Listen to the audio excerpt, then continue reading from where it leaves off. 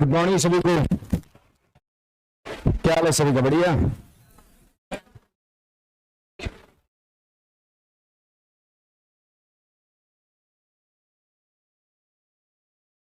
Live है।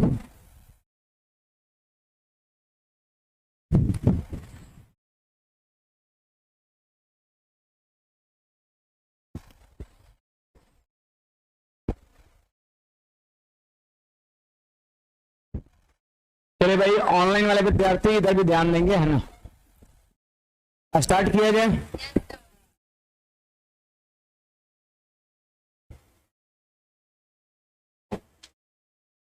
देखिए, अब आज से क्लासेज आपका जो है ना रेगुलर वे में अब चलेगा, है ना। कल टीचर्स डे की छुट्टी थी और उसके पहले हम लोग फ्राइडे को क्लास किए थे। पिछले लगभग हमने 3 क्लास किया है और पीछे के 3 क्लास में अर्थमेटिक का सबसे पहला और basic chapter ratio and proportion को हमने स्टार्ट किया था। ये चैप्टर यदि आपका बढ़िया है तो आगे का कह सकते हैं हर चैप्टर अर्थमेटिक का बढ़िया होगा, इसलिए इस पर विशेष मेहनत करने की जरूरत है ना। और जो विद्यार्थी अब्सेंट थे, आज बार हम चीज को क्या कर रहे हैं, जल्दी से पीछे बताई हुई बात को रिकॉल कर दे रहे हैं और कल से जो है ना रिकॉलिंग सिस्टम जो है वो बंद हो जाएगा आपका, है ना। पबजी खेलते हैं कुछ लोग, नहीं तो उसमें भी रिकॉलिंग होता है ना। हाँ, वो कुछ देर बाद रिकॉलिंग बंद हो जाता है ना। तो वही बात यहाँ पे आपका है, आज बार आपका रिकॉल किया जाएगा और उसके बाद फिर ये सिस्टम बंद हो जाएगा। कहने का मतलब पीछे जो बात पढ़ा चुके उसको आज बार रिपीट कर देते हैं, है ना। तो सबसे पहला हमारा टॉपिक ये था रेशियो एंड प्रोपोर्शन। रेशियो की जहां तक बात है तो हम कह सकते हैं comparative relation between two similar quantity is called ratio. दो सजातीय राशि के बीच तुलनात्मक संबंध को अनुपात कहते हैं। सजातीय राशि होना कंपलसरी है, अगर इस तरफ ग्राम है तो उधर भी ग्राम ही होना चाहिए, ऐसा नहीं कि इधर ग्राम उधर केजी, तो वो रेशियो आपका नहीं कहलाएगा। इधर अगर डे है तो उधर भी डे ही होना चाहिए, अगर आवर है तो उधर भी आवर ही होना चाहिए, है ना। बैटरी सही तो है, अच्छा उसको हम चेंज कर लेंगे। ये बात यहां पर है। जैसे ये 3/8 एक फ्रैक्शन है, इसको हम इस तरीके से लिख सकते हैं। आप देख सकते हैं यही रेशियो का सिंबल है, ये रेशियो का सिंबल, रेशियो का सिंबल ये है, इसको हम लोग पढ़ते हैं इज2, इसको पढ़ेंगे 3:8, 3:8, 3:8, है ना। रेशियो जो होता है वो किसी संख्या का सबसे छोटा रूप होता है, इस बात का ख्याल रखना है, सबसे छोटा रूप होता है। अगर मान लेते हैं यहां पर 12 दिया है और यहां पर 36 दिया है, रेशियो कोई कहेगा तो 1:3 हो जाएगा। आप इसको फ्रैक्शन में भी लिख सकते हैं, चाहे तो आप इस तरीके से भी लिख सकते हैं, दोनों सेम चीज है। फ्रैक्शन में भी लिख सकते हैं, ऐसे भी लिख सकते हैं। दूसरी नंबर चीज है प्रोपोर्शन, समानुपात। इस वर्ड को ब्रेक करिए, समान अनुपात, समान अनुपात को समानुपात कहते हैं। तो वही यहां पे डेफिनेशन है, दो अनुपात के बराबरी को समानुपात कहते हैं। Equating of two ratio is called proportion. जैसे देखिए, ये पहला रेशियो हमारा है और ये दूसरा रेशियो है, अब दोनों क्या है, बराबर, तो इसको कहेंगे समानुपात। दो अनुपात के बराबरी को समानुपात कहते हैं। इस बराबर के जगह पर यहां पर देख लीजिए चिन्ह दिया गया है, ये चिन्ह पता है किसका है, प्रोपोर्शन का, प्रोपोर्शन का साइन है। ये रेशियो का और ये प्रोपोर्शन का, इसको हम लोग पढ़ते हैं एज। क्या पढ़ते हैं, एज। पढ़िए, A is to B as C is to D, A is to B as C is to D. Proportion में कुल मिलाकर के 4 राशि होता है, 1 2 3 4। प्रोपोर्शन में दो अनुपात के बराबरी को समानुपात कहते हैं। इनके बीच एक रिलेशन भी होता है। रिलेशन यहां पर यह होता है कि एक्सटर्म, एक्सटर्म मतलब बाहर बाहर वाली संख्या का प्रोडक्ट बराबर होता है इनर के प्रोडक्ट के, इनर के प्रोडक्ट के। जैसे देखिए यहां पे लिखा गया है एक्सटर्म का प्रोडक्ट इक्वल टू इनर का प्रोडक्ट। बाहरी राशि का गुणनफल बराबर हो जाएगा आंतरिक राशि का गुणनफल। याद रखना, कभी भी प्रोपोर्शन रहेगा तो बाहरी राशि का जो गुणनफल होगा वो आंतरिक राशि के गुणनफल के बराबर होगा आपका, है ना। ये चीजें आपका है। आप देख सकते हैं बाहर में A गुना D है, अंदर में कौन है, B गुना C है, ये बराबर होता है प्रोपोर्शन में। यहां पर एक सवाल मैंने लिया था, आपको याद होगा, ये सारा चीज हम पढ़ा चुके हैं, जल्दी से रिपीट करके हम आगे बढ़ते हैं। जैसे ये क्वेश्चन है, दो अनुपात बराबर है तो समानुपात हो गया। 1 2 3 4 राशि होता है समानुपात में, 3 दे करके चौथा आपसे पूछा है, एक जगह कहीं भी यहाँ x लगा देगा, यहाँ x लगा देगा, यहाँ x लगा देगा, कहीं भी एक जगह पूछेगा तो बड़ा सिंपल बात है, इनर का product equal to extreme का प्रोडक्ट कर देंगे। बोलिए बीच वाले को गुणा करेंगे तो कितना देगा 7x, और बाहर वाले को गुणा करेंगे 3 गुणा 35। बोलिए 7 से कटेगा 5 बार में, तो x का मान 15 हो जाएगा, x की वैल्यू 15 हो जाएगा आपका, है ना। तो ऐसा ही सवाल इसमें देखने को मिलता है। फिर इसके बाद मैंने एक सवाल यहाँ पे लिया था, मेंस 2016 का क्वेश्चन है, दिए गए समानुपात में कौन सा सही, यानी कौन सा समानुपात में 4 गो में 3 गो गलती होगा और ये गो कौन जाके सही होगा। आप इसको काटिए, रेशियो सबसे सिंपलेस्ट फॉर्म होता है, आप इसको काटिए, 3 से कट रहा है 4 बार में और 3 से 3 बार में, आप इसको काटिए, 4 से कट रहा है 4 बार में, 4 से 3 बार में, आप देख लो ये 4:3 के रेशियो में और ये भी 4:3 के रेशियो में, तो 2 रेशियो बराबर हो गया कि नहीं हो गया। और जब 2 रेशियो बराबर हो गया उसी को तो क्या कहते हैं, प्रोपोर्शन कहते हैं, समानुपात कहते हैं। तो ऑप्शन नंबर ए ही सही है। आप इसका रेशियो देखिए और इसका रेशियो देखिए, क्या दोनों बराबर है, क्या नहीं है, तो नहीं होगा। आप इसका रेशियो इसका देखिए, बराबर नहीं है, बराबर नहीं है। तो जब क्वेश्चंस कह दिया निम्नलिखित में से कौन प्रोपोर्शन में है, तो जेन्युइन बात है आपका 4 में से कोई एक ही में वैसा नेचर होगा, बाकी 3 में नहीं होगा। समानुपात पहचानना है, इसका मतलब समान अनुपात देखना है, जो रेशियो इधर हो वही रेशियो अगर इधर भी रहेगा तो ये समानुपात में कहलाएगा। समझ आ गया। इसके बाद हमने एक क्वेश्चन यहां पर ये लिया था, कैसे किए होंगे, इसको इनर का multiple equal to extreme का मल्टीपल सॉल्व कर दिए होंगे, एक्स का मान निकल गया होगा, है ना। फिर इसके बाद ये भी उसी पैटर्न का क्वेश्चन है, बस लैंग्वेज के रूप में करा, वह भिन्न क्या है, तो भिन्न को हमने एक्स मान लिया, जिसका 1/27 से वही अनुपात है, जिसका 1/27 से वही अनुपात है जो 3/7 का 5/9 से, ऐसे है। वह भिन्न ज्ञात करे, इसको हमने x मान लिया, जिसका 1/27 है, इस भिन्न का 1/27 वही रेशियो है जो 3/7 का 5/9 से है, वही रेशियो है, इसका मतलब रेशियो बराबर है, जो रेशियो इन दोनों का वही रेशियो इन दोनों का। और जब 2 रेशियो बराबर होता है उसी को तो प्रोपोर्शन कहते हैं, जब 2 रेशियो बराबर होता है उसी को हम प्रोपोर्शन कहते हैं। तो ये लैंग्वेज में लिखा है उसको हम इस तरीके से पहले लिख लेंगे, और उसके बाद क्या लॉजिक लगेगा, इनर का product equal to extreme का प्रोडक्ट, है कि नहीं बात। तो इसके बाद आगे बढ़ा लेना है, ये सारा चीज कराया हुआ भाई। इसमें मैंने आपको याद है 14 फॉर्मूला मैंने कराया था इसमें, और फॉर्मूला का मैंने प्रूफ किया था, लेकिन अभी जो है हम प्रूफ नहीं करने वाले हैं, प्रूफ मैं कर चुका हूं, है ना। जो नए अगर कुछ विद्यार्थी हैं तो आपका काम क्या है, वो क्लासेज एंड होगा या फिर कल आप क्लासेज में आइएगा, तो मेरे आने से पहले और किसी विद्यार्थी से कॉपी लेकर के अगल बगल से और इस सारा का फोटो खींच लेना है ना, शुरू से, और उसको बढ़िया से मतलब फ्रेश अपने कॉपी में ये कर लेना है। बाकी मैं यहाँ पर चीज को समझाते जा रहा हूँ, मतलब आपको यहाँ समझा बस लिखने का आपको हम समय नहीं दे रहे हैं, क्योंकि लिखने का समय देना उचित नहीं, क्योंकि पहले हम चीज को पढ़ा चुके हैं, है ना। तो ए और बी का मध्यानुपाती, इसका फॉर्मूला होता है √AB होता है, आपको फॉर्मूला याद रहेगा, एग्जाम का सवाल बन जाएगा। ऐसे मैंने प्रूफ भी किया था, वो अलग मैटर है। ए और बी का प्रथमानुपाती तो A²/B होता है, ए और बी का तृतीयानुपाती B²/A होता है, और ABC चतुर्थानुपाती में 3 गो दिया रहेगा। आपसे पूछेगा चतुर्थानुपाती बोले तो 4th प्रोपोर्शनल क्या होगा, तो बड़ा सिंपल बात है, B गुणा C बटा में A होगा, पीछे वाले दोनों को मल्टीप्लाई करके पहले वाले से डिवाइड करते हैं, B गुणा C बटा A हो जाएगा। इसके बाद मैंने आपको बताया था A और B का समानुपात, समानुपात मतलब समान अनुपात, जैसे है ना A और B वैसे लिख देना है, समानुपात मतलब डिट्टो, वही उसी का कॉपी करना, नकल करना है। यहां बोल रहा है A और B का व्युत्क्रमानुपात, व्युत्क्रमानुपात का मतलब होता है इसका उल्टा होता है। तो आप हमको बताइए ए बी का समानुपात ए बी, व्युत्क्रमानुपात कहेगा तो उलट देंगे B अनुपात A हो जाएगा, ए बी का व्युत्क्रम तो उलट देंगे B अनुपात A। या फिर उलटने का मतलब ये भी होता है कि A को उलटना है तो 1/A कर दिए, अब B को उलटना है तो 1/B कर दिए, ये हो गया व्युत्क्रमानुपात। लेकिन फ्रैक्शन में हो गया, और ये किस में हो गया, इंटीजर में हो गया। आप चाहे तो क्रॉस गुणा कर सकते हैं, B को वहां ले जाएंगे और A को यहां ले जाएंगे, तो देखिए B अनुपात A हो जाएगा आपका। ये चीजें हैं। इसके बाद मैंने आपको सिखाया था कि जब कोई रेशियो भिन्न में रहे, जब कोई रेशियो भिन्न में रहे तो इसको इंटीजर में कैसे बदलते हैं। जब कोई रेशियो भिन्न में रहे तो इंटीजर में कैसे बदलते हैं, है ना। तो इसका तरीका पता है क्या है, 2 3 4 का लसा ले लेंगे, है ना। यहां पर 2 3 4 का लसा ले लेंगे, बोलो भाई कितना, 12 हो जाएगा। और 12 से सब में क्या करेंगे, गुणा कर देंगे। यहां भी 12 से गुणा, यहां भी 12 से गुणा, यहां भी 12 से गुणा। चलो 2 से 12 कट जाएगा 6 बार में, फिर 3 से 12 कटेगा 4 बार में, और फिर 4 से 12 कटेगा 3 बार में। तो ये सबको ध्यान में रखना है, खास करके नए विद्यार्थी, पुराने वाले सबको पता है, मतलब जो 2-3 दिन से क्लास कर रहे हैं, पिछले 2-3 दिन से, आज जो लोग आए उनको समस्या हो सकता है।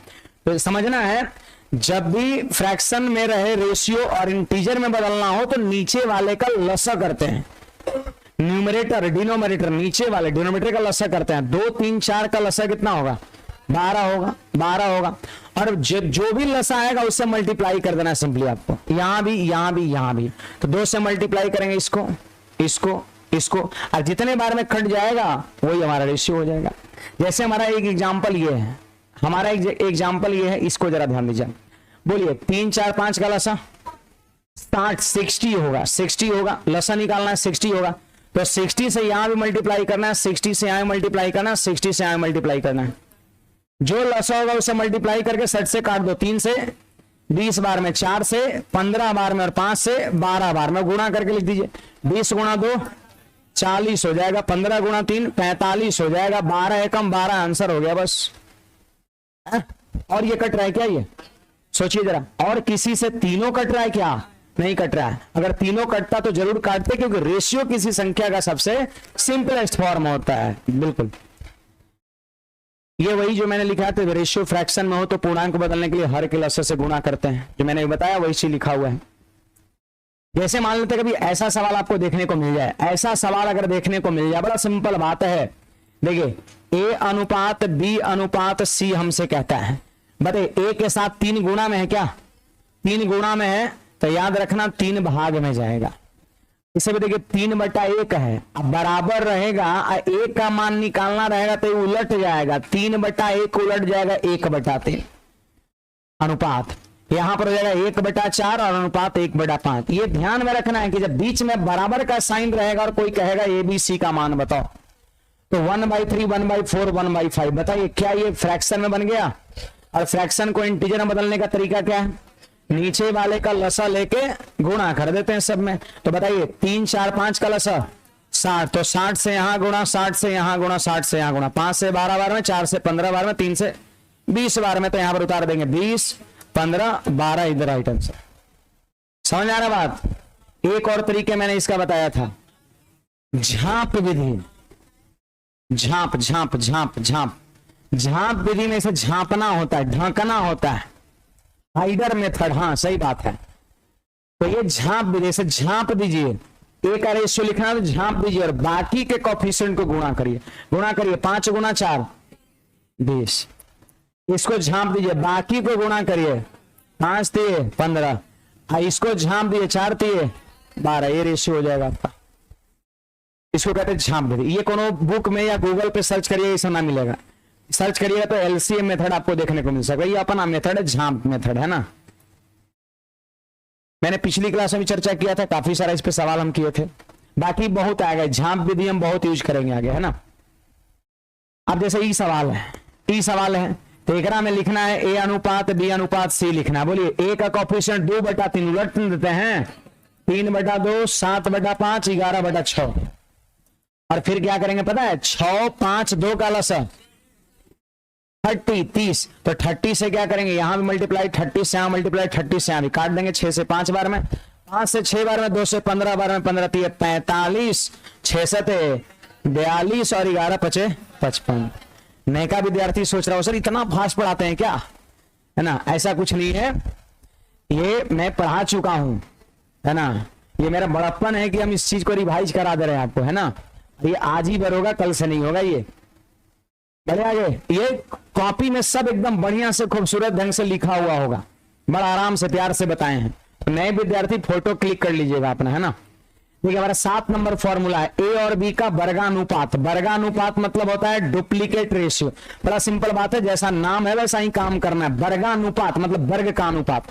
स्क्वायर का रेशियो। तो सिंपल बात है, ए का स्क्वायर करिए, बी का वर्गानुपात, बी का स्क्वायर कर दिए। वर्गानुपात मतलब वर्ग का अनुपात, तो ए का वर्ग किए, बी का वर्ग किया, आंसर हो गया। कोई पूछेगा कि 3 और 4 का वर्गानुपात बताओ, तो 3 का स्क्वायर 9, 4 का स्क्वायर 16, आंसर हो जाएगा। वर्गानुपात मतलब स्क्वायर करके रेशियो बना दीजिए, बात खत्म। समझ में आ रहा है सभी को? एक बार नए विद्यार्थी हाथ खड़ा करिए, समझ में आ रहा है कि नहीं आ रहा है? आ रहा है, अच्छी बात है, आइए करेगा। ये थोड़ा सा फास्ट पढ़ा रहा है, तनी मानी अगर कम समझ में आए फिर भी हाथ खड़ा कर देना है ना। हाँ, बाकी आगे से 100% समझ में आएगा, ये हमारी गारंटी है। जब हम जहां तक पढ़ाएं उससे आगे बढ़ेंगे तब 100% से ये अब समझ में आएगा, है ना। ए और बी का वर्गमूलानुपात, वर्गमूलानुपात मतलब वर्गमूल का अनुपात, सिंपल बात है। वर्गमूल वर्गमूल, तो ए का वर्गमूल हो गया रूट ए, बी का वर्गमूल रूट बी। को बोलेगा कि 25 और 36 का वर्गमूलानुपात बताओ, तो 25 का वर्गमूल 5 और 36 का वर्गमूल 6, आंसर हो जाएगा। बस वर्गमूल करके रेशियो। ये है घनानुपात मतलब घन करके रेशियो, तो एक्यू बीक्यू ट्रिप्लीकेट इसको बोलते हैं अंग्रेजी में। अब घनमूल करना है, ए का देखिए घनमूल हो गया, बी का घनमूल, इसको सब ट्रिप्लीकेट कहते हैं। ओके, आगे बढ़ते हैं। यहां पर देखिएगा जी, ये रेशियो दिया है, रेशियो दिया है, रेशियो कै गो दिया? रेशियो 3 गो, 4 को दे सकता है एग्जाम में, 5 को भी दे सकता है, 6 को भी दे सकता है। आपसे पूछेगा मिश्र समानुपात बताओ, कंपाउंड प्रोपोर्शन, या फिर कंपाउंड के जगह पे लिखेगा मिक्स्ड प्रोपोर्शन। ठीक है, जब 2 या उससे ज्यादा रेशियो 3 को, 4 को, 5 को, 6 को, 7 को रेशियो दे देगा और आपसे कहेगा बताओ मिश्र समानुपात क्या होगा। बड़ा सिंपल बात है, आप क्या करना पता है, हर रेशियो के पहला वाले टर्म को गुणा करके एक तरफ, जैसे देखिए यहां पर, फिर यहां पर, फिर यहां पर, पहला वाले टर्म को गुणा करके एक तरफ है, नहीं ए गुणा सी गुणा ई एक तरफ। अब बाद वाले जो रेशियो का टर्म होगा ना, रेशियो में 2 ही टर्म तो होता है, एक को बोलते हैं एंटेसेंट, दूसरे को बोलते हैं कॉन्सिक्वेंट। पूर्वपद दीर्घपद, पूर्वपद दीर्घपद, एंटेसेंट कॉन्सिक्वेंट। तो एंटेसेंट को गुणा करके एक तरफ, उसके बाद कॉन्सिक्वेंट को गुणा करके दूसरे तरफ, यानी बी गुणा डी गुणा एफ, इधर लिख देंगे, बीच में रेशियो लगा देंगे, कुछ कटेगा तो काट के छोटा कर लेंगे, वही हमारा आंसर हो जाएगा। ये क्वेश्चन आपके सामने यहां पर है।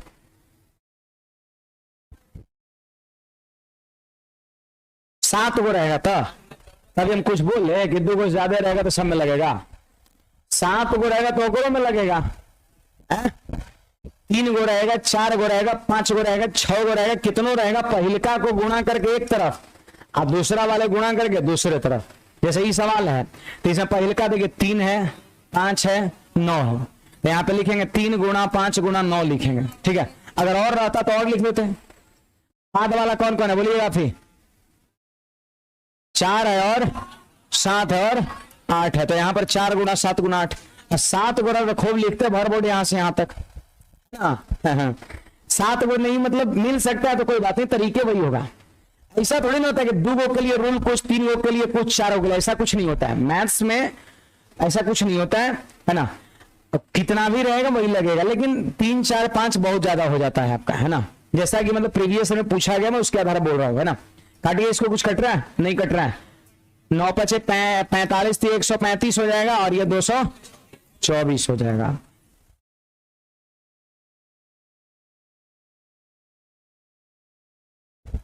ये कौन लैंग्वेज लिख रहे हो बबलू कुमार? उर्दू है क्या? हाँ, आगे बढ़ते हैं। उसी तरीके से इसका मिश्रण अनुपात निकालना था, पहले का गुणा करना दूसरे का को। 12 नंबर फॉर्मूला पे आइए।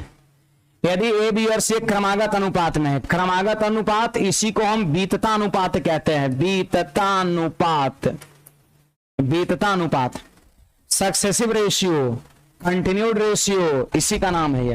हाँ, बड़ा सिंपल बात है। 3 गो संख्या देके बोलेगा सक्सेसिव रेशियो बताओ, तो देखिए सक्सेसिव का मतलब होता है लगातार होता है। जो रेशियो इन दोनों का होगा वही रेशियो आगे के उन दोनों का होगा, है ना। तो इसका रेशियो क्या होगा? ए बाई बी, और इसका रेशियो क्या होगा? बी बाई सी। दोनों का रेशियो सेम होगा, हमने बीच में बराबर कर दिया, बीच में बराबर कर दिया। आप क्रॉस मल्टीप्लीकेशन कर सकते हैं क्या? यहां पर क्रॉस मल्टीप्लीकेशन कर सकते हैं, तो बोलिए बी गुणा बी क्या होगा? बी स्क्वायर बराबर ए गुणा सी। तो इसके जगह पर ये भी एक रिलेशन निकला, क्या रिलेशन कह रहा है कि अगर तीन संख्या सक्सेसिव रेशियो में हो तो बीच वाले संख्या का स्क्वायर, बीच वाले संख्या का स्क्वायर अगल बगल की संख्या के गुणनफल के बराबर होता है। देख लीजिए बी स्क्वायर बराबर क्या, ए गुणा सी। तो याद रखना ये चीजें हम कब लगाएंगे, जब क्रमागत अनुपात में रहेगा तब लगाएंगे। आइए इस सवाल को देखते हैं। यहां पर सीपीओ 2014 में पूछा ये क्वेश्चन। देख लीजिए बीच वाला कौन है, एक्स है, तो एक्स का स्क्वायर अगल बगल के गुणनफल के बराबर होता है। तो 8 गुणा 50 कितना, 400, स्क्वायर जाएगा रूट में, तो एक्स का 20 आंसर हो जाएगा। 400 का वर्गमूल 20 होता है, 400 का वर्गमूल 20 होता है। उसी तरीके से ये भी हमारा सवाल है, रेलवे एनटीपीसी 2016 पूछा है। ये मध्यानुपाती जो फॉर्मूला बताया ना, मध्यानुपाती का फॉर्मूला बताए, रूट अंडर ए बी। तो ए का मान 8 और बी का मान 18, 18 8 44, 144 का वर्गमूल 12 हो जाएगा। What is the mean proportional of 8 and 18, answer कितना आ जाएगा, 12 हो जाएगा। नहीं ये ए है और ये बी है। अब फॉर्मूला याद करिए मध्यानुपाती का, क्या बताया था, रूट अंडर ए गुणा बी बताए थे, लगा दिए। 18 गुणा 8 144 का वर्गमूल 12 हो गया। आगे बढ़ते हैं भाई, इसका ही बताया था ना आपको हम, ये क्या है, ए है और ये क्या है, बी है। तीसरा समानुपाती बोले तो थर्ड प्रोपोर्शनल, फॉर्मूला होता है बी स्क्वायर बाई ए होता है। तो बी का मान 18 है, तो 18 गुणा 18 और बटा में 12 हो जाएगा। 18 स्क्वायर मतलब 18 को 2 बार गुणा कर दिया, 6 से कटेगा 2 बार में, 6 से कटेगा 3 बार में, 2 से 9 बार में, 9 3 27 आंसर हो जाएगा। तो यही कुछ सवाल मैंने इधर कराया था आप सबको, है ना, वो आप फोटो क्लिक कर लीजिएगा, फॉर्मूला याद रहेगा, आप आसानी से कर सकते हैं। बाकी सवाल का सॉल्यूशन आपको मिल ही जाएगा, है ना। कहां तक किए थे जी, यहां तक किए थे ना। चलिए पिछले दिन से आगे बढ़ा जाए। क्वेश्चन को नोट करिएगा सब लोग। तो इतना फास्ट ना पढ़ाते हैं ना, टेंशन नहीं लेना है। जैसे जो पढ़ाते हैं अब यहां पढ़ाते हैं ना, जो अब दिखेगा।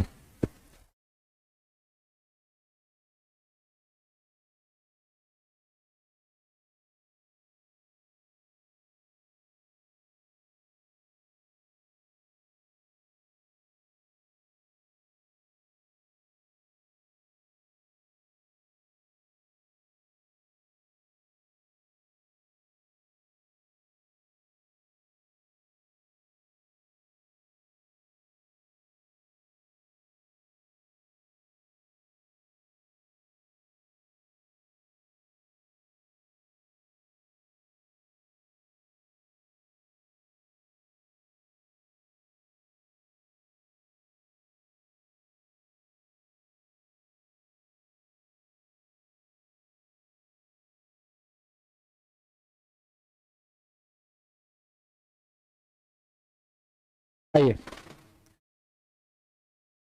ये हमारा क्वेश्चन है, find two numbers such that there mean proportional is 18 and the third proportional is 144। आपको वो दो नंबर्स पता करना है जिसका मीन प्रोपोर्शनल 18 है और थर्ड प्रोपोर्शनल 144 आता है ना। आपको क्या लग रहा है, अगर आप एग्जाम में बैठे हुए हैं, दो संख्या पूछ रहा है, नजर के सामने दोनों संख्या यहां पर है और हमको मध्यानुपाती और तृतीयानुपाती का फॉर्मूला भी पता है, तो सबसे जो बेस्ट आपका जो अप्रोच होगा वो आपका ऑप्शन होगा। क्लियर दिख रहा है आपको? मध्यानुपाती का फॉर्मूला याद है? बोलिए क्या होता है? रूट अंडर ए बी होता है। फॉर्मूले को ध्यान में रखा करिए आप, है ना। रूट अंडर ए बी होता है, रूट अंडर ए बी होता है और उसी का मान 18 दिया हुआ है। तो आपको सोचना है कि कौन सा ऑप्शन में रूट अंडर ए बी करे कि वैल्यू 18 आए। ए का कैसे कोई चांस बनता है 18 आने का? ये 7 6 42 है, 7 कभी 18 देगा, ये देगा। मैंने देख लिया अंडर रूट ए बी 9 गुना 36 अंडर रूट ए बी। अब बोले 9 का वर्गमूल 36 का 18 आ गया कि नहीं आ गया? बाकी कोई देगा 12 6 72 का वर्गमूल 18 होता है, 18 3 54 का वर्गमूल 18 होता है, नहीं होता है? तो सबसे बेस्ट जो यहां पर तरीका होगा वो, बाकी बेसिकली भी हम देख लेंगे, है ना, लेकिन एग्जाम के दृष्टिकोण सबसे बेस्ट तरीका हमारा एक ऑप्शन होगा। तो चलिए यहां पर पहले हम इसको लिख लेते हैं अकॉर्डिंग टू ऑप्शन,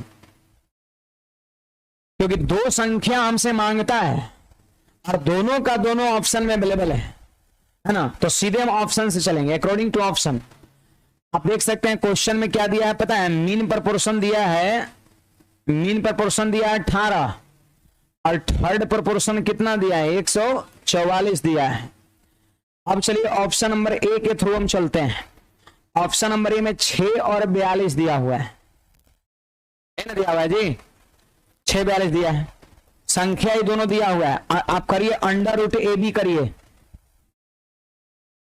करिए। आपको क्या लग रहा है ये अंडर रूट ए बी का मान 18 आ सकता है? नहीं होगा। कैसे होगा भाई? कुछ लोग बोल रहे हैं हाँ, निकाल के तो हमको बताइए। नहीं आएगा, नहीं आएगा। तो ये हम कह सकते हैं not equal to 18। Mean proportion question में 18 दिया है, तो रूट अंडर ए बी करने पर 18 आ रहा है क्या? नहीं, तो नॉट इक्वल टू 18, इसलिए ऑप्शन छट गया। हम बी नंबर ऑप्शन पे आते हैं, अंडर रूट 9 गुना 36, बोले 9 का वर्गमूल 3 और 36 का वर्गमूल 6, 18 आ गया, 18 आ गया। बाकी किसी और ऑप्शन में 18 नहीं आ रहा, तो इतना पे टिक कर सकते हैं। किसी विद्यार्थी का मन है कि सर हम थर्ड प्रपोर्शन में निकाल के चेक करना चाहते हैं, तो करिए, कोई दिक्कत की बात नहीं है। आप थर्ड प्रपोर्शन लगा दो इसी में। बोलिए थर्ड प्रपोर्शन का फॉर्मूला बोलिए क्या होता है? बी स्क्वायर बाई ए होता है। तो ए है और ये क्या है? बी है, तो बी स्क्वायर बाई ए। आप निकालिए बी स्क्वायर बाई ए, तो 36 गुणा 36 और बटा में ए का मान कितना? 9। तो 9 से कट गया 4 बार में और 36 हो गया 144। जो क्वेश्चन में दिया है वो आ गया, मतलब उत्तर कौन सा ऑप्शन होगा? बी होगा। तो इसको नोट करिए, बाकी हम बेसिकली ही देखते हैं। बेसिक बस आपकी जानकारी के लिए बताया जा रहा है। नीलेश निशिकांत, नीलय निशिकांत, सॉरी 6-12 कैसे होगा यार?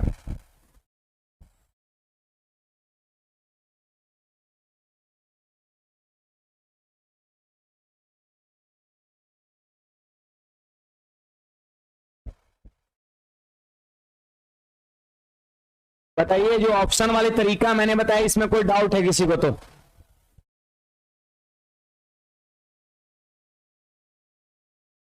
ऑप्शन वाले मेथड में किसी विद्यार्थी को कोई समस्या है तो पूछिएगा। बोलिए कहां से बोल रहे हैं?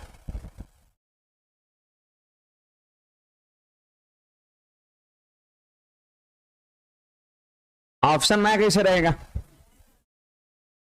अभी मैंने तो ऐसे बोला कि मैं एक और तरीके बताता हूं, है ना, लेकिन पहली चीज ये कि ऑप्शन क्यों नहीं रहेगा?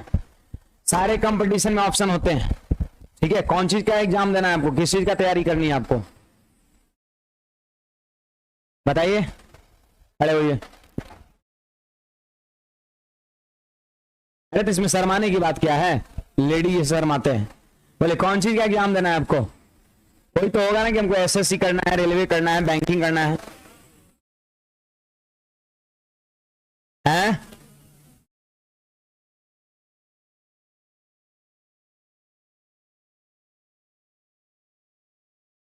कौन है चीज क्या?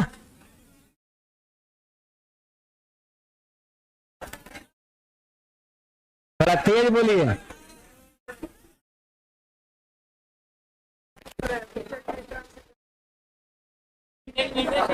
अच्छा, बीटेक का एग्जाम देना, एंट्रेंस का? अच्छा अच्छा अच्छा अच्छा, तो आगे तो कुछ करना है ना? तो भी हमारे बगल में नहीं, चल अच्छी बात है, तब तो और आपको हम सपोर्ट करेंगे, है ना। जिसको हमारे बगल में कोचिंग खोलना उसको और दबा के सपोर्ट करेंगे ना। इसको बता रहे हैं ना, इसको बता रहे हैं, हमारे बगल में हम जगह भी दिला देंगे यहाँ पर, है ना। हाँ ये बिल्डिंग बन रहा है ना,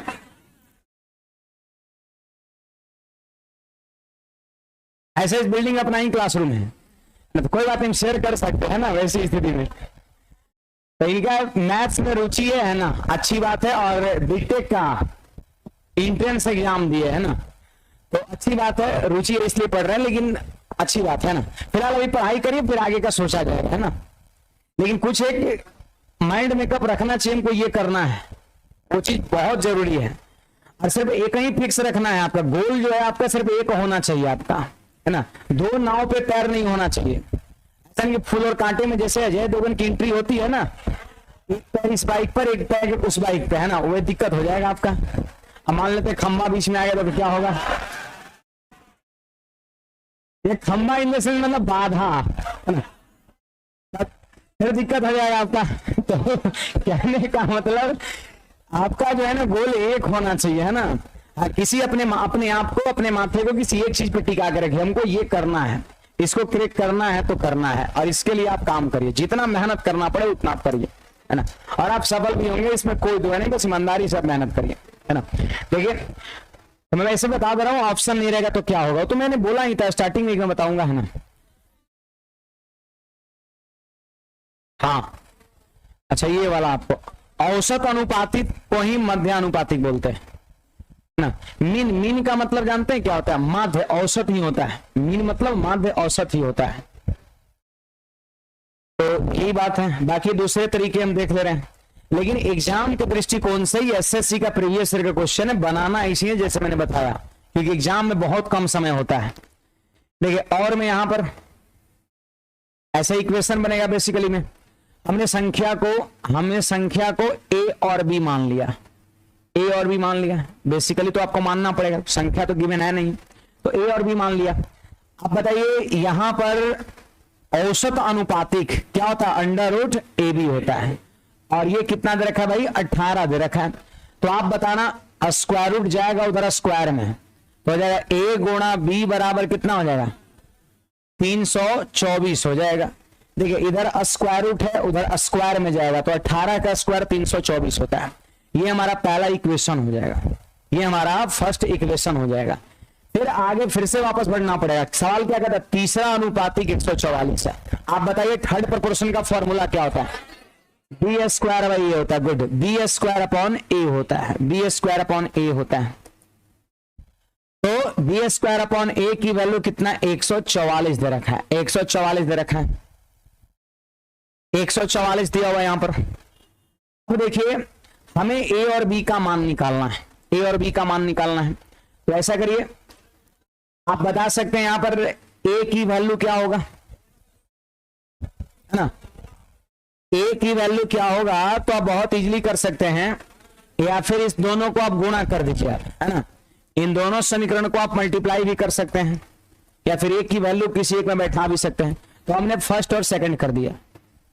इक्वेशन सॉल्व करने का मकसद एक होता है किसी एक वेरिएबल को यहां से हटा देना, क्योंकि एक वो जब तक ना कटेगा ना तब तक दूसरा नहीं निकलेगा। और मैंने देखा कि जब इक्वेशन को मल्टीप्लाई करिए तो इधर ए बी गुना में बी स्क्वायर बटा ए, इधर हो जाएगा कितना 324 और गुना में 144 हो जाएगा आपका, है ना। देखिए एगो ए नीचे और एगो ऊपर कट गया, तो बताइए बिग क्यू इधर हो गया, बिग क्यू इधर हो गया, बिग क्यू बराबर में एक बात बताइए, ये 18 का स्क्वायर है क्या, 18 गुना 18 है, और इसको तोड़िए 18 गुना 8, 18 गुना 8, तो देखिए ये 324 है, 324 है मतलब 18 गुना 18 है, 144 को हम लिखे 18 गुना 8। अब बोले बी का मान लिखना है, तो क्यूब को भेजेंगे क्यूब रूट में। अब 1 2 3 18 के बदले 3 गो 18 का घनमूल 1 गो 18 होता है। घनमूल जब करना होता है कि संख्या का, तो 3 के बदले 1 लिखते हैं। बोलिए 8 का घनमूल 2 होता है, तो बी का मान आ गया 36। बी का मान कितना आ गया, तो देखिए अगर आप बेसिक से भी बना रहे हो तो अभी भी कम से कम संभल जाना है, अभी भी एग्जाम में संभल जाना है, क्योंकि बी का मान 36 आ गया, न इसमें बी 36 है, न इसमें बी 36 है, न इसमें बी 36 है। किसमें है सर, बी में, बी में ही आपका 36 है। समझ आ रहा है, तो इतना पर भी मार के आगे निकल जाना एग्जाम में, ऐसा नहीं जिदिया जाना हम करिए के छोड़ेंगे, है ना, ए और बी को निकालिए के छोड़ेंगे, भोगना पड़ेगा आपको, मैं बता रहा हूं। 36 निकल के आंसर पकड़ा जाएगा, मार के आगे निकल जाएंगे। वैसे यहाँ पे हम लोग फुर्सत में हम चाहे तो निकाल सकते हैं। बी का मान 36 आया, अब 2 समीकरण हमारे पास है, किसी एक में आप बी की वैल्यू पुट कर देंगे तो आपका ए का वैल्यू निकल जाएगा। ठीक है, कहीं भी आप रख के देख लीजिए, कहीं भी रख के देख लीजिए, तो आप रखिए। अब इतना हिंट काफी है बेसिकली, क्योंकि ये एग्जाम में फॉलो तो करना नहीं है, बस आपकी जानकारी के लिए बताया गया, मास्टर बनना उसके लिए बताया गया, क्योंकि विद्यार्थी को आपको तो बताना पड़ेगा। ठीक है, कोई बात नहीं, पहले पढ़ तो लीजिए।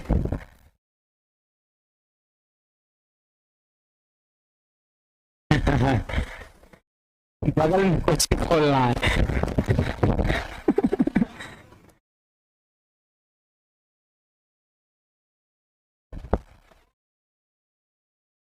ऑनलाइन वाले विद्यार्थी आप लोग कमेंट करके बताइए, आप लोग को कोचिंग खोलना है क्या? ये लोग अपने अपने डिस्ट्रिक्ट में खोलेगा, है ना।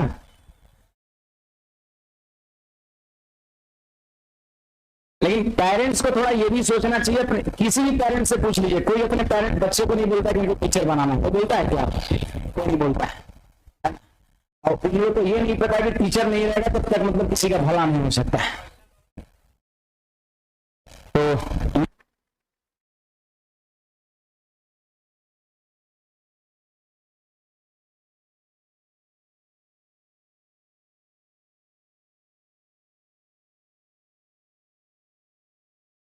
आप गवर्नमेंट टीचर बनाना चाहते लोग, है ना, बस खाली मुफ्त का रोटी तोड़ते रहे, बस स्कूल में जाएं, लेडी जो रहेगी लोग रहेगी अपना बुनाई उनाई करेगी, स्वेटर बीस बैठ, है ना, अपना भी पड़ोसी का भी गाँव का भी, है ना, और जो भी जेंट्स लोग रहता है बस पेट एकदम निकल जाता है और आराम से बैठा हुआ रहता है। हाँ, धीरे धीरे सब भूल जाता है, चौपट हो जाता है, जितना नॉलेज रहता है सब खत्म। कल एक लड़की आई थी, वो कौन सी बैच में, कल तो टीचर्स डे था ना, वो शाम वाले में कुछ लोग थे शायद, है ना, कितने लोग थे उस टाइम में? कुछ लोग थे, है ना। तो वो लड़की का सिलेक्शन हुआ है आपका, मतलब दो सिलेक्शन, एक प्राइमरी टीचर में हुआ है और दूसरी नंबर चीज आपका बिहार सचिवालय में आपका हुआ है। मतलब लगभग वो आई थी कितने बजे, 8 सवा 8 के आसपास में। बोले सर 2-3 दिन पहले ये माना चाहते थे, लेकिन सोचे कि टीचर डे के दिन स्पेशली मिले। वो मतलब वो दानापुर में पोस्टेड हुई है प्राइमरी टीचर में, और फाइनल सिलेक्शन आपका बिहार एसएससी में हो गया है। तो मैंने सजेस्ट किया कि प्राइमरी टीचर को गोली मारो, हटाओ, है ना, सचिवालय की नौकरी बहुत मस्त है, इसमें कोई दौरा नहीं, वो भी पटना सचिवालय आता है ना। मैंने बोला हमसे सजेशन ले रहे सर किस में करें, और जो है वो 1-2 एग्जाम और क्रैक कर चुकी थी, है ना। मैंने बोला सबसे बढ़िया आपका सचिवालय में, सचिवालय कर लो, फिर बीपीएससी ख्वाब है तो फिर बीपीएससी का प्रिपरेशन आगे कंटिन्यू रखना, है ना। मतलब एक पहले ले लेना है, ताकि एक मेंटली जो प्रेशर होता है पैसे का, या फिर पैसे का प्रेशर, फिर पड़ोसी का प्रेशर, लोगों का प्रेशर, है ना, उससे बचने के लिए एक सिलेक्शन लेना है। फिर आपका ख्वाब जितना ऊंचा होगा उसके अनुसार आप काम करिएगा, वो भी आप कर पाइएगा, इसमें कोई दौरा नहीं है ना। तो मेहनत करना है। मैंने उसको कहा प्राइमरी टीचर मत बनो, सबसे बढ़िया सचिवालय मस्त है, ये बढ़ा गया ना। चलिए यहां पर एक मेथड है जिसको लोग CND मेथड कहते हैं। CND मेथड पूरा नाम है इसको, इसका कॉम्पोनेंडो एंड डिविडेंडो मेथड, है ना। CND आप लिख सकते हैं, इससे ये प्रचलित आपका है CND, हर कोई समझ जाएगा। Componendo and dividendo method, Hindi में कहते हैं योगांतर विधि, योगांतर, योगांतर, योगांतर विधि, योगांतर विधि, CND मेथड, योगांतर विधि।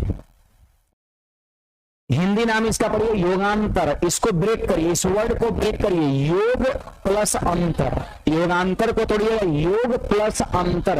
योग का मतलब होता है सम, जोड़, और अंतर मतलब घटाओ, माइनस होता है।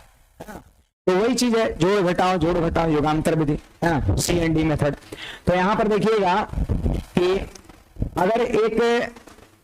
अगर एक फ्रैक्शन दे रखा है LHS में भी और RHS में, या फिर यूं कहें तो ये समानुपात है, A अनुपात B बराबर C अनुपात D, वही ना है। अब इसमें CND अप्लाई करना है, CND अप्लाई करना है, तो क्या होगा जरा ध्यान दीजिए यहां पर, अप्लाई CND, अप्लाई CND, ठीक है।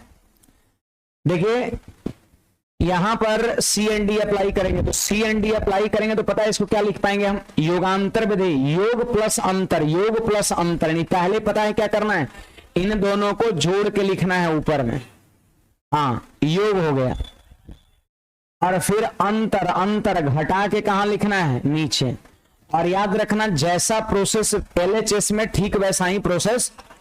तो C/D है ना, तो जोड़ के लिखेंगे ऊपर C+D और घटा के लिखेंगे नीचे C-D। याद रखना अगर कभी भी क्वेश्चन में ऐसा भिन्न रहेगा और जरूरत पड़ेगा C&D अप्लाई करने को, तो हम इस तरीके से लिखेंगे। बड़ा सिंपल बात है, अंश हर को जोड़ के ऊपर और अंश में से हर को घटा के नीचे। और ठीक इसी तरीके इधर भी लिखेंगे। ये प्रोसेस है, ये मेथड है, प्रक्रिया है, आपको ध्यान में रखना होगा ये चीज कि ऐसे C&D करने के बाद लिखा जाता है। समझ आ रहा बात है? एक बार और फिर से वापस लगाइए,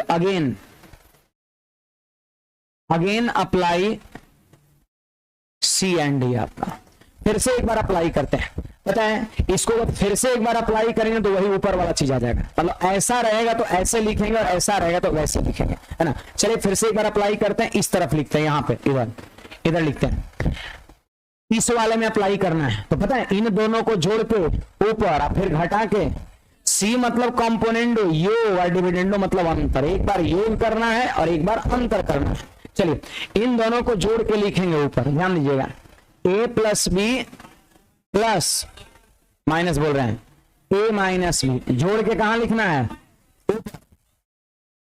इसे जोड़ के लिखना है ऊपर और फिर घटा के कहां लिखेंगे? तो इसमें से इसको घटाएंगे। देखिए A plus B minus A और ये माइनस और ये वाला माइनस प्लस हो जाएगा, प्लस B हो जाएगा। गुड। फिर यही सेम चीजें आपको उधर भी करना है। इन दोनों को जोड़ के कहां लिखना है? ऊपर। तो जोड़िए C plus D plus C minus D और फिर इसमें से घटा के नीचे लिखना है।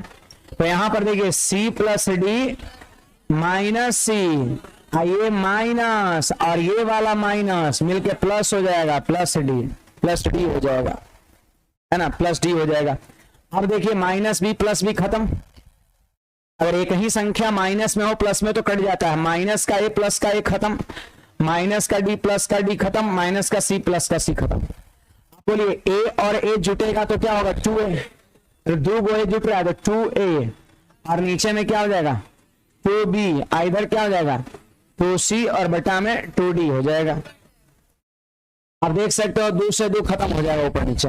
तो बताइए क्या हो गया? A by B equal to C by D हो जाएगा आपका। आप देख सकते हैं, आप सब लोग देख सकते हैं कि इसमें हमने C&D लगाया तो ये मिला और वापस जब इसमें C&D लगाया तो फिर वही चीज आपका मिल गया, है ना। इससे ये बात प्रूफ होता है कि अगर कभी ऐसा रहेगा लिखा हुआ तो C&D लगा के इस तरीके से लिखेंगे और कभी ऐसा लिखा रहेगा तो C&D लगा के वैसे लिखेंगे। इतना बढ़ाना नहीं है, अब अगली बार से डायरेक्ट इसका इस्तेमाल करना है। ऐसा कभी दिख जाए तो वो लिख देंगे और वो दिखेगा तो फिर ये लिख देंगे।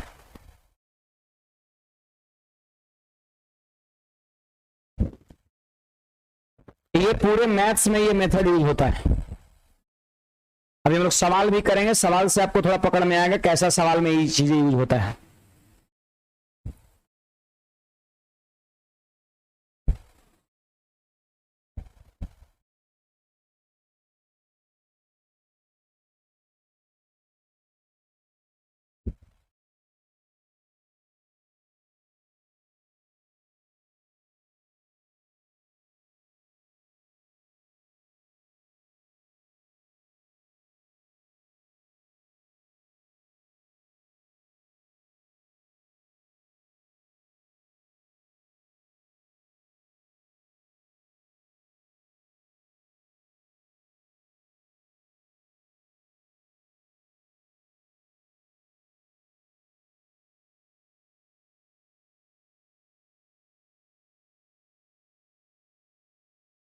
अरे आगे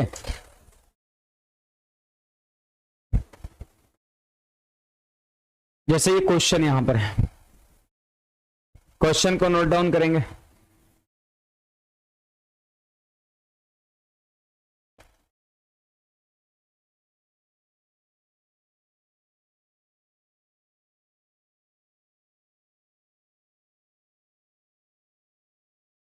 ये क्वेश्चन बनने के लिए बेसिकली भी बड़ा आराम से बन जाएगा, लेकिन और आसानी से बन जाएगा जब आप इसमें C&D लगा दीजिएगा।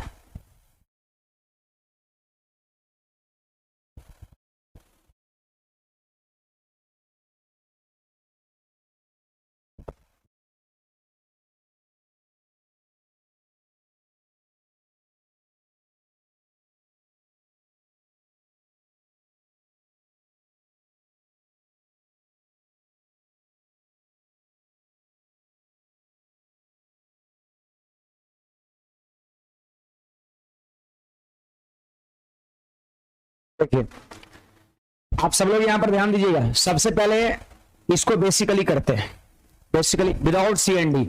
क्या करना होगा, ए बटा बी निकालने के लिए क्रॉस मल्टीप्लीकेशन करना होगा। आप लोग मैथ्स पढ़े हैं, मतलब इतना बराबर इतना दिया हो तो सॉल्यूशन करने का मतलब आगे का स्टेप क्या होगा, क्रॉस गुणा। तो सीधे गुणा करिए। यहां पर देखिए ये आपका है 3a प्लस का 7b है, और ये 2 से गुणा हो जाएगा और ये उधर जाएगा तो आपका हो जाएगा 3a माइनस का 7b, और 9 पहले से तो 9 से गुणा हो जाएगा। बताइए कितना हो जाएगा, 3 दूना 6a और प्लस में क्या 14b, और यहां पे कितना 27a और माइनस का 63b हो जाएगा। अब देखिए 6a जाके घटेगा 27a में से, 6a जाके घटेगा 27 में तो 21 है, और 63 आके 14 में जुटेगा। बोलिए कितना हो जाएगा, 77 हो जाएगा क्या है, 77 हो जाएगा, यस 77b हो जाएगा। अब 7 से उड़ा दो इसको 11 बार में, और 7 से कितने बार में, 3 बार में, 3 बार। अब कहता है a बाई बी कितना होगा, a बाई बी कितना होगा, तो b को इधर नीचे ला देंगे तो a बटा b हो जाएगा, b को इधर ला देंगे तो a बटा b, और 3 नीचे उतर जाएगा, नहीं 11 बटा 3 हो जाएगा। तो एक तो तरीका हमारा ये है, लंबा थोड़ा सा है, लेकिन वही है सी एंड डी अप्लाई कर देंगे, ये बहुत सवाल जल्दी हो जाएगा। मैं अप्लाई करके दिखा रहा हूं आपको, सी एंड डी। बारिश हो रहा है ना,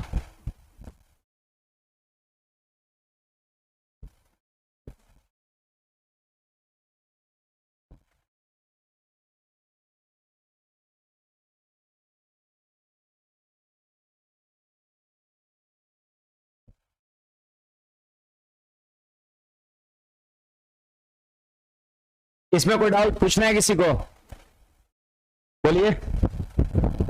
नहीं, आप थोड़ा सी एंड डी लगाइए, तो सी एंड डी लगाइए। सबसे पहले सी एंड डी कैसे जानेंगे, सी एंड डी लगेगा तो आप देख लीजिए, एक ही तरह का टर्म प्लस में है क्या, एक ही तरह का टर्म किस में है, देखिए सेम चीज है, प्लस में और वही है माइनस में। जहां ऐसा रहेगा वहां सी एंड डी लगेगा। सेम तरह का कह सकते हैं संख्या या टर्म प्लस में है और नीचे माइनस में है तो सी एंड डी लगा सकते हैं। चलिए इसमें अप्लाई कर दिए C and D, apply C and D. बताइए इस तरीके से लिखा हुआ है, इतना प्लस इतना बटा इतना माइनस इतना, तो इसमें सी एंड डी लगेगा ना। एलएचएस में तो लिखाएगा आपका 3a बटा में 7b डायरेक्ट। अगर ये रहता तो ऐसे लिखते, इन दोनों को जोड़ के ऊपर प्लस में और इसको घटा के नीचे में आपका। लेकिन अगर इस तरीके से लिखा हुआ तो डायरेक्ट लिख देंगे इतना बटा इतना, इतना बटा इतना, सीधे डायरेक्ट। उधर जाइए, ये तो सिंपल फ्रैक्शन था तो इसको लिखेंगे ऐसे 9 + 2 मतलब जोड़ के ऊपर घटा के नीचे, ठीक है। देखिए क्या हो गया, ये आंसर हो गया। आप बताइए जी, 9 में से 2 घटेगा 7, और ये वाला 7 खत्म, नीचे नीचे कट सकता है। हमसे कह रहा है a बाई बी का मान बताओ, तो ये जो 3 है ना ऊपर में गुणा में, वो 3 कहां जाएगा, नीचे। ऊपर में 11 और नीचे में 3, यही आंसर हो जाएगा आपका। तो ये सी एंड डी थोड़ा सा आसान है आपका। और सी एंड डी कहां लगाएंगे, कैसे पहचानेंगे हम, तो जब एक ही तरह का टर्म प्लस में हो और एक ही तरह का टर्म माइनस में हो तो समझ जाएंगे सी एंड डी वहां पर लग रहा है। इतना प्लस इतना बटा इतना माइनस इतना रहेगा, उसको सिंपली लिख देंगे 3a बटा में 7b। मतलब इस तरीके से रहेगा प्लस माइनस में तो उसको सिंपल फ्रैक्शन में लिखेंगे, और सिंपल फ्रैक्शन में रहेगा तो उसको इस तरीके से हम प्लस माइनस में लिखेंगे। ये तो सी एंड डी है। नहीं बुझाया तो बोल नहीं रहा है जी, जा गया। बड़ा एक्टिव रहा करिए। ऊपर वाले को देखते हैं, भगवान पर भी ताजा फूल चढ़ता है, मिठाई चढ़ता है ना, मेवा चढ़ता है, क्योंकि ताजा पसंद है भगवान को भी, है ना, ताजा चीजें पसंद है।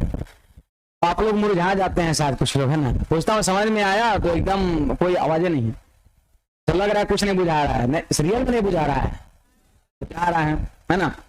माँ सरस्वती भी जो है ना, जब विद्या उद्या देने आएंगी ना, देखेंगे कौन कौन एकदम ताजा है, फ्रेश है, दिख रहा है ना, तो बस याद रहेगा, उस पर थोड़ी ना ध्यान देंगे, है ना। हाँ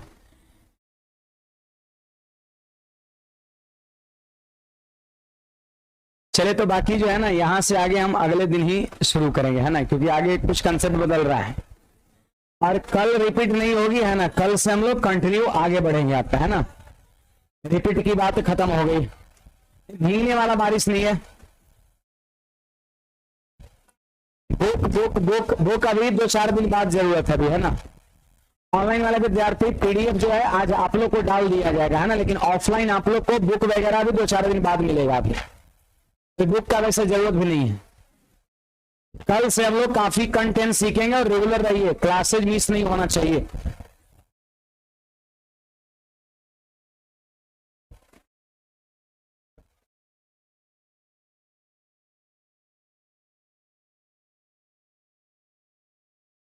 खुश रहिए भाई।